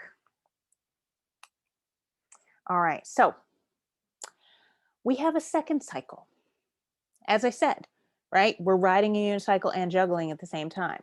All right. Now, here we are to the juggling part. This is the uterine cycle, or also known as the menstrual cycle. You've heard of that before. Okay. So, this is a series of cyclic events, right? That is going to change the inner lining, the mucosa, that endometrium in our uterus. Okay. And guess what we're going to see again? Fluctuating levels of ovarian hormones. Okay, the good part about this is we've already learned how the hormones are fluctuating, right? Because we learned that during the ovarian cycle. So we know that, okay? Now, the uterine changes are coordinating with those hormonal changes that we've already learned. We don't have to learn anything new as far as the hormones. All we're going to learn is how those hormones are going to be influencing in our uterus. Okay. All right. So, first thing, all of these uterine cycle changes are going to be under control of same area. All those gonadotropins released from the anterior pituitary, signaling up to our ovary, and then also influencing what's going on in our uterus. Okay. So, first, let's look a little bit at our structure, okay, of the endometrium. It has two strata, which are just another word for layers, right? Okay. So, first we have the stratum functionalis, or functional layer, and the stratum basalis, or the basal layer. Remember, the basal layer is usually at the bottom, okay? So, we already kind of know as far as location where that stratum basalis would be. All right. Think of stratum basalis in your skin. Okay. The basement layer. Okay. Now, what the stratum functionalis is going to do, it's going to be where our uterine lining is going to change in response to those fluctuating hormones. Okay. Now, this is going to be grown every month and then shed when the egg is not fertilized. So during menstruation. All right. So it actually is shed not in great quantities, all right? It's just 35 to 50 milliliters of blood and other tissue materials, which are ejected from the vagina, all right? Now, the deeper layer, okay, the bottom layer, the stratum basalis, is not going to thicken in response to the hormones. It's not going to shed off during menstruation, all right? This is the layer that's going to build the functionalis each month, okay? Oops. There we go. Now, within the uterine wall, you're going to have many glands. These are called endometrial glands. As we go through the uterine cycle each month, they're going to change in length to accommodate the thickening of the endometrial wall. Okay. Now we have a vast vascular supply from the uterine arteries, which are branching directly from the internal iliac arteries that are in your pelvis, right? And we have special uterine arteries that are ending in our stratum functionalis that are called spiral or coiled arteries.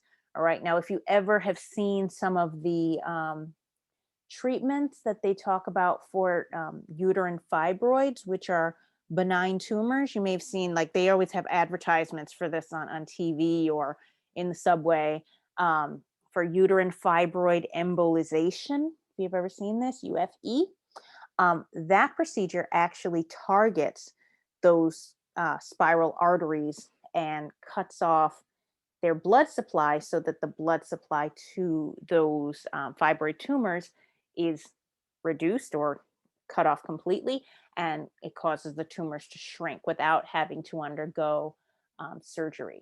Okay. All right. So let's talk about these phases of our uterine cycle. It has 3 phases, all right? And these phases go over an average of 28 days, all right? So first we see the menstrual phase, which is days 1 through 5, right? This is when, after no fertilization has occurred in the secondary oocyte, we see menstruation. So we see the shedding of that stratum functionalis, right? Now, next, from day 16 to 14, we see the proliferative phase. So we know what proliferate means, right? We know that means to make more of, to grow, right? Okay. So during those days 6 through 14, we make a new stratum functionalis. Okay. So the endometrial glands, the spiral arteries, and the veins thicken, and the glands enlarge, veins and arteries increase in the number, right? Okay. So we're building that new functionalis, right? It's thickening, and then ovulation happens at day 14. All right.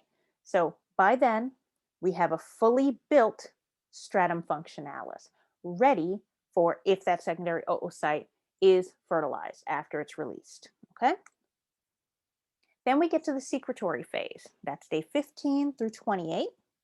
So what's happening here is those spiral arteries that have, grown, thickened, right, are going to convert our stratum functionalis into a secretory mucosa, all right? And our endometrial glands are going to secrete something called uterine milk, okay? So this is just a glycogen-rich fluid. In the case that we see implantation, right, of an ovum, remember, we don't yet have all of the structures, the placenta and the umbilical cord and all of that in place when an egg is first fertilized and first implants into the uterus. So there has to be some other way to help sustain that little ball of cells, right? So this glycogen rich fluid is going to help sustain that embryo until we can build out those more complex structures, okay? So if pregnancy doesn't occur, then the stratum functionalis dies off, and on day 28, we go back into the menstrual phase. All right. Now, if pregnancy occurs, we're going to continue on that secretory phase, and the uterus is going to continue to develop and change to prepare for that embryo. All right. So here's what that looks like. So we can see when our menstrual phase is going on, our first 5 days, that old stratum functionalis has shed. Okay. Now, after that, we're going to see our hormone levels go up.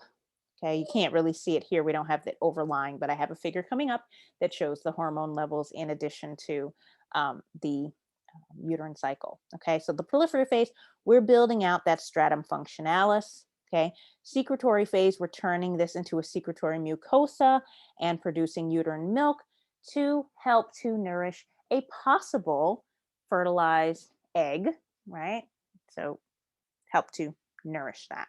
If that doesn't occur, no fertilization occurs, then we go back into the menstrual phase. All right.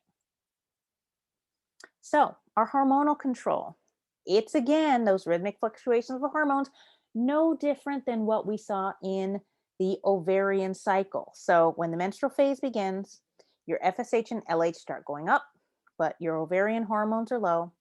By day 5, estrogen production starts to increase. All right. So ovarian hormones are low, so that's going to allow for the shedding. Okay. Once the ovarian hormones, specifically our estrogen, starts to go back up, then we can start to build again. Okay. So the proliferative phase, estrogen level is rising, LH and FSH surge, ovulation occurs, right? We have the corpus luteum produced, and that's going to release progesterone. So progesterone going up and estrogen going down are going to inhibit LH. Now, generally, we're going to see the uterus stay the same unless fertilization doesn't occur and our progesterone levels fall. Once that happens, right, our stratum functionalis is going to break down. Why? Remember, progesterone is a pregnancy hormone, okay? When progesterone levels fall, we're not going to be able to maintain that stratum functionalis. It's very important to maintaining that structure. Now, if fertilization does occur, when the embryo starts to develop, it starts to secrete its own hormone called human chorionic gonadotropin. All right. This signals back to the corpus luteum and keeps it alive, keeps it from degenerating into a corpus albicans. Okay. This is going to keep our progesterone levels elevated. So essentially, that little embryo is signaling to the mother's body to keep it alive, okay, by keeping the progesterone levels elevated so that it can continue to receive nourishment and the uterus can continue to develop the placenta and all the other machinery that it's going to need to help grow and maintain that pregnancy.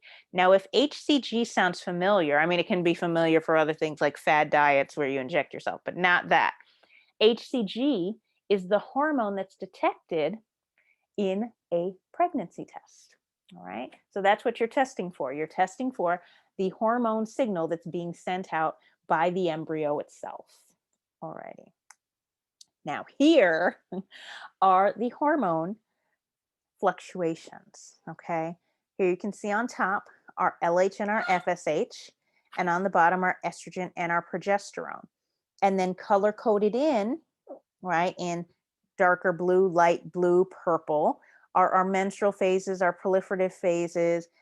We can see right in the middle on day 14 the ovulation and our secretory phases. Okay, so this is what's going on during our uterine cycle. And then we can overlay it even more and bring in also our ovarian cycle. Okay, so we see at top our gonadotropic hormone levels, our LH-FSH. All right, our ovarian cycle underneath, where we see our vesicular follicle and our oocyte developing. All right, and then our making of our corpus luteum and then our corpus albicans.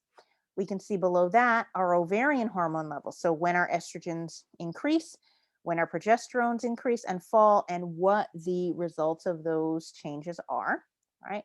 And then at the very bottom, we can see our uterine cycle. So where the hormone levels are when we are building our stratum functionalis, shedding our stratum functionalis, right? Okay, so this is a complex figure.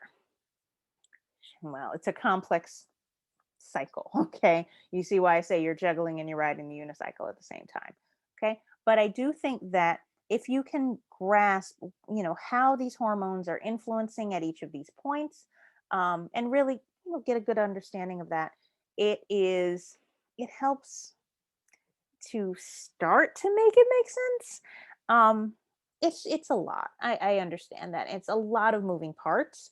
Um, but I would say if you can learn the ovarian cycle and the uterine cycle, each independently within themselves and know what's happening on which day, it'll kind of make it easier to, okay, this is the day, right? Day 14. Okay, ovulation is happening. What does it look like in the ovarian cycle? What does it look like in the uterine cycle? After a while, it will start to become easier to remember what the hormone levels are at a certain point and what's going on in either organ, the ovary or the uterus. Okay. So here's just, we're zooming in to look at our ovarian cycle and our estrogens and progesterone. And we do the same thing for our uterine cycle. So here, oh, sorry. So I would suggest, this is just a short 5-minute video, that you review this, because I think it's a very good way to really see it in motion and help it make a little bit more sense. Now we know that, that you're a visual learner or auditory learner or whatever. They're just preferences. Of course, we can all learn any way that it's presented to us. But if you have a preference for, these kind of visual tools, definitely, check out these videos that are embedded within our PowerPoints. Okay. All right. So here are all of our major reproductive hormones for both our male and our females. Now, moving on to some more physiology. All right, this is a little bit more easy. All right, female sexual response. Okay, so it's pretty much the same as what we see in males. Not that different, males and females, except for production of gametes and the obvious hormone cycling, right? Okay, but same thing. Sexual excitement is going to cause engorgement with blood. But instead of in the penis, of course, it's going to be vaginal mucosa, the vestibule, and the breasts. All right. The clitoris and the nipples also are going to become erect, right? And because there's increased activity in the vaginal mucosa and the vestibular glands, we're going to see lubrication of the vestibule. All right. Now, any kind of tactile and psychological stimuli that are produced in the female are going to be mediated by same thing we saw in the male, autonomic pathways. Okay. So the autonomic nervous system is going to promote sexual excitement. Okay. So orgasm. Okay. Females have these, same as males. Okay. Intense feelings of pleasure. But in females, the difference is there is no ejaculation. Okay. Why? You're not shooting an egg out during orgasm. It doesn't happen. Okay. Now, what does happen is we're going to see peristaltic waves of contraction in the uterus. Okay, this will cause the cervix to actually push into the vaginal canal. Okay, so it's hypothesized that that contraction and pushing of the cervix might act to draw semen further into the reproductive tract. Okay, now a difference that we see in female sexual response is there's no refractory period in females. And conception is actually not dependent on orgasm. So males must have orgasm in order to ejaculate. So in order to deliver the semen, right? Female sexual response doesn't require any of that. All right. So as far as sexual behavior, so libido, sex drive, we hypothesize that it's related to androgen. Okay. And the particular androgen is DHEA. So dehydroepiandrosterone. That's a mouthful. All right. So call it DHEA. All right. So this is not made in the ovaries. All right. This is made by your adrenal gland in the adrenal cortex. Okay. Now, androgens and estrogen both do appear to influence sexual behavior, but not anywhere locally. It's actually because of interactions with the hypothalamus. All right. So women do experience a fluctuation. Now, the reason why there's a fluctuation is because of the fluctuation of estrogen and progesterone around ovulation. Okay, that's going to signal in the hypothalamus and contribute to fluctuating levels of libido.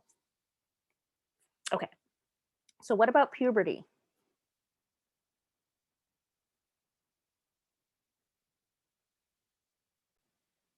Sorry, short pause to bribe Madison with treats. Okay, back to puberty. So for most girls, puberty is going to start between 9 and 11 years of age. Now, this doesn't include menarche, which we'll talk about in a second. This is just the beginning of the developmental stages of puberty. So what triggers this is that estrogens and progesterone secretion from the ovaries is going to increase, okay? So what we saw before is similar to what we see in boys, right? You had that low tonic level of the GnRH, and it was kind of giving that negative feedback inhibition, keeping LH and FSH low, and then that kept estrogen and progesterone levels low. So when puberty is going to occur, you get to a certain body mass, right, certain age, and your hypothalamus stops being sensitive to that low level of estrogen and progesterone, and our GnRH is going to start to increase. All right. So once those GnRH levels increase, then we start forming that HPG axis with the higher levels of GnRH, stimulating secretion of higher levels of LH and FSH, which is then going to trigger stimulation of higher levels of estrogen and progesterone. And we start to see the development of our female secondary sex characteristics. Oops. So the first thing we're going to see in girls, as far as signs of puberty, are breast buds and other secondary sex characteristics like pubic and axillary hair. And of course, unfortunately, just as we see in boys during the start of puberty, secretions from sebaceous glands. So oily skin, possibly acne. All right. Then you get an increase in adipose tissue, subcutaneous adipose, um, all over the body, but very significantly in the hips, thighs, and breasts. Then you see that kind of growth spurt, right? That growth spurt that you see in girls, which generally happens before the growth spurt in boys, interestingly. So their height increases, and you see widening of the hips, analogous to the widening of the shoulders that we see in males entering puberty. All right.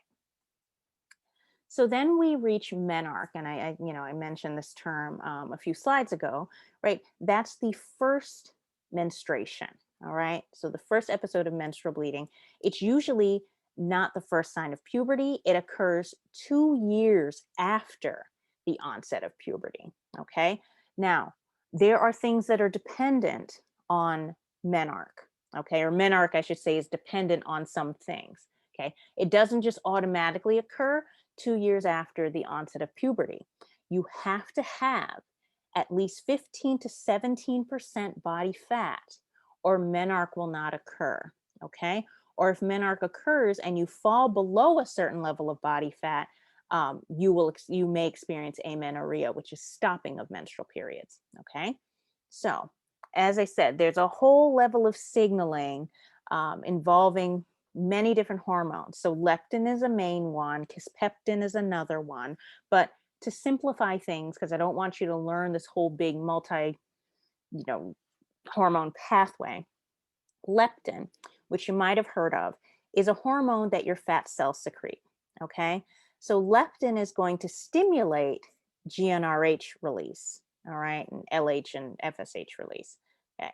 So once you have 15% body fat, that leptin signal gets stronger because you have enough fat cells to secrete enough leptin to signal that signal the development of that HPG axis getting stronger and starting the wheels in motion that will trigger menstruation. All right. So if the leptin levels drop due to your body fat percentage dropping and the gonadotropin levels decline, it's going to affect the HPG axis and again could lead to amenorrhea. This is what we see sometimes in young female, even adult female athletes that lose too much body fat. This can result in the stopping of their menstruation. Okay. Now, what about on the other side? Again, you're old, falling apart. No, not falling apart. But of course, reproductive system experiences the effects of aging. In females, this is called menopause. All right.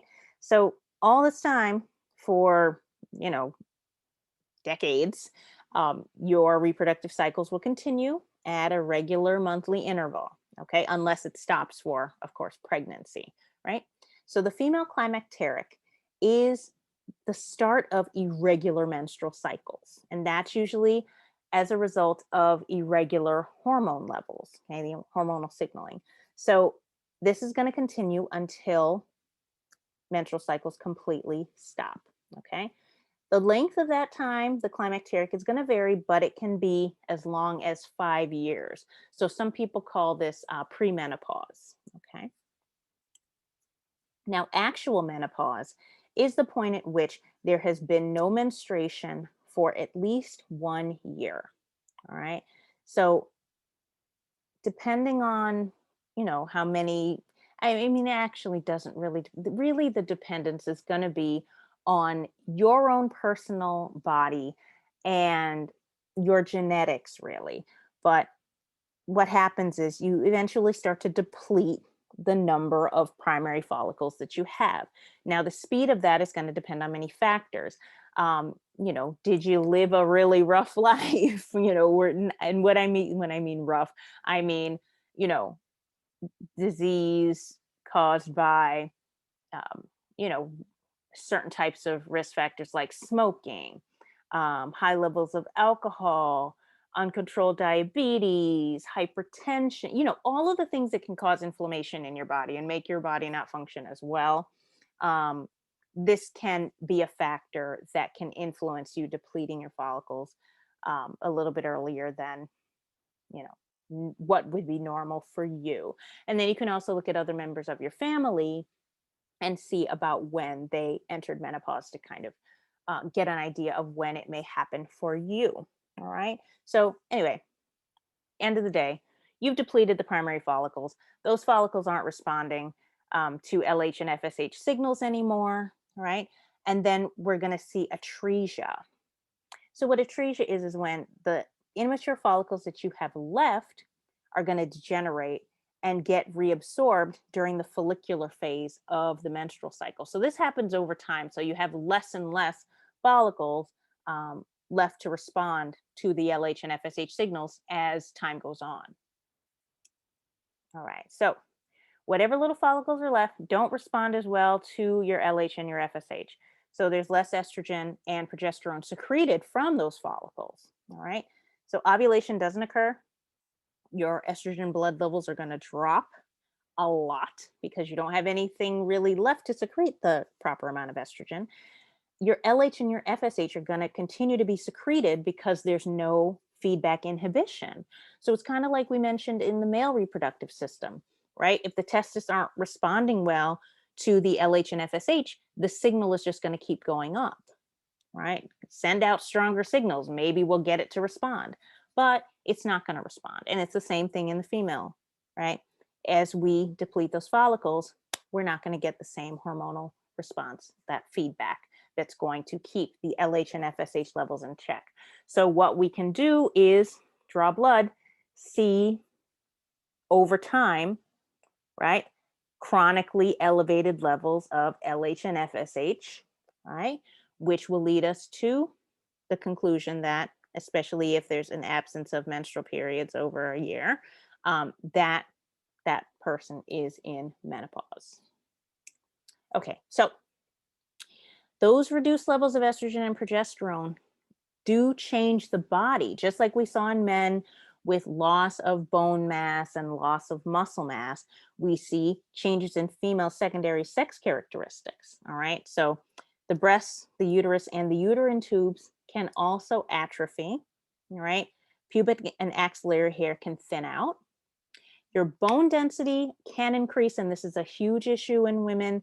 You are at more risk of developing osteoporosis. Right. Now, this is something that we don't understand as well as to how to control it or where exactly it's triggered from, but there's a vasomotor sign that women who are undergoing menopause experience. And one of the vasomotor signs is something called a hot flash, where she will feel, I guess, like a feverish kind of feeling. Okay. It's the best way I can, I guess, define it. And it's thought to be because of changes in the rhythmic secretion of GnRH by the hypothalamus because of the decreasing level of estrogen and progesterone. Okay. Now, there are other symptoms that can be experienced by women, kind of like what we saw in the male climacteric. It was kind of a malaise and fatigue. Okay. In women, it's some non-specific symptoms like that. So headaches, backaches, fatigue, mood swings. Early menopause is when it happens before the age of 45, right? Around the age of 45. And premature menopause is before the age of 40. All right. So here we're going to have our big table. Oops, our big table is later. Oh no, our big table is gone because I took it out. Okay. Sorry, I get too happy with editing sometimes. So the big table of all of the functions of the male reproductive hormones in males and females is table 26.3. I apologize for taking it out, but guess what? You can go right to the e-text, okay, and see that table. Oh my goodness, why did I edit that out? I apologize. Okay.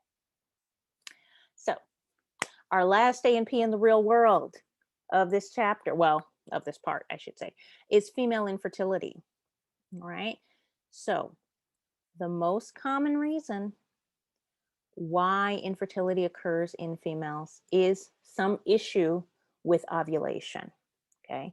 If ovulation can't occur, there's no secondary oocyte to fertilize, right? No egg, no fertilization. Okay, so what can cause a lack of ovulation or problems with ovulation?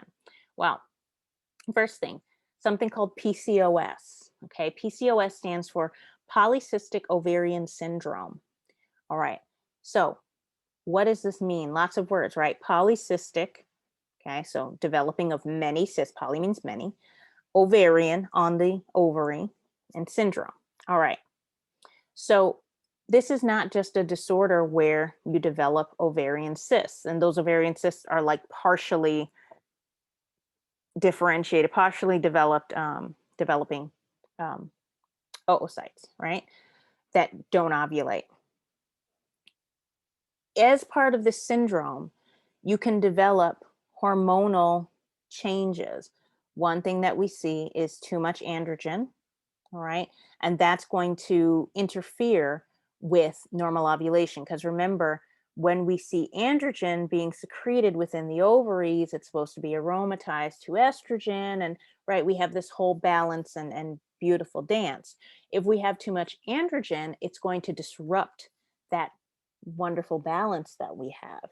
Okay, and there are other hormonal imbalances that are triggered by PCOS as well, such as metabolic syndrome. So you can have increased insulin resistance. I mean, it's a very very complex syndrome, and it's very difficult to treat as well. There's not something that can really cure it. There's no magic bullet. There's lots of different things that they try to use as remedies, but it's different in each individual. So it's not always going to be a one size fits all solution to PCOS. Okay. Then there's primary ovarian insufficiency. Right. Now, this is just a woman's ovaries are going to stop working. All right. They just stop working normally at an early age. So before the age of 40. This is not the same as early menopause, because early menopause is a whole different thing. You're depleting your follicles and then the signaling stops. Here, the ovaries can stop working for a variety of reasons. Okay. Then there's structural issues. So, due to PID, which is pelvic inflammatory disease, which can occur as a after effect of certain types of pelvic infections, STIs, right? Okay. Or endometriosis or uterine fibroids, which I mentioned before, right? Benign tumors within the uterine wall, okay, can block uterine tubes and make it so that our oocyte is not able to reach the uterus, okay, or sperm are not able to reach the oocyte within the fallopian tube, and therefore fertilization cannot occur. Okay, so there are other things that can contribute to infertility. So poor diet, if you don't have enough nutrients, the body will not want to support a pregnancy. Your body may not ovulate normally if you are malnourished, okay? Being overweight or underweight, smoking, of course, excessive alcohol consumption, all the things that we've seen, right? Stress. Stress will affect your hormone levels and therefore affect your ovulation. Okay. So it's often seen when couples think that couples experience infertility, and they're stressed out trying to achieve a pregnancy. And then they say, okay, never mind, we're not going to bother. Or they say, okay, we're going to go adopt. Right. And then all of a sudden, pregnancy occurs. Why? The stress levels have gone down, your hormones are able to cycle properly without the added, cortisol being pushed out every day in response to your stress levels, and pregnancy happens. Okay, that can happen. All right. Another thing, excessive athletic training. Okay, depleting, right? Getting rid of all your fat stores, not all of your fat stores, obviously, but having very low level of fat in the body because of excessive training can cause amenorrhea, and which will cause infertility. And of course, age, right? The older you are, generally, the more difficult it becomes to conceive. But that does not mean as you get older that you can't conceive, because people have had surprises when they've thought something was menopause and it ended up being a pregnancy. So something to always be aware of. Now, how do we treat female infertility? It's going to depend on what the issue is that caused it. So there are medications you can take. Okay, you can inject synthetic gonadotropins that can stimulate ovulation, and you've probably seen these kinds of things. As there's so many people who have like been on reality shows and shown their process of going through this, right? Injecting themselves to try to stimulate ovulation. If you have blockages within your fallopian tubes, or you have fibroids or endometriosis, often these can be treated with surgery. All right. But if nothing is successful, there is always in vitro fertilization. Right. In vitro fertilization, you are given those same medications that stimulate ovulation. The oocytes are drawn out of your body with a needle, and sperm is donated by the father. All right. And or from donors. Okay. And they're fertilized in the laboratory and then implanted in the uterus. Okay. And again, this is expensive, um, not usually covered by insurance. So this is one of those things that can be accessible for some, but not for all, which is, unfair. But what can we say? This is how it is here in the United States. All right. Sorry to end this part of the lecture on that note. The rest of this lecture, the methods of birth control and STIs, will be given in a very short third part lecture. Okay, I'm very short. I'm giving promises that I won't necessarily be able to keep, but it's the third part of the lecture where we'll cover those last topics. So, all right, hopefully that wasn't too grueling of a listen. I'll see you back here again for part 3.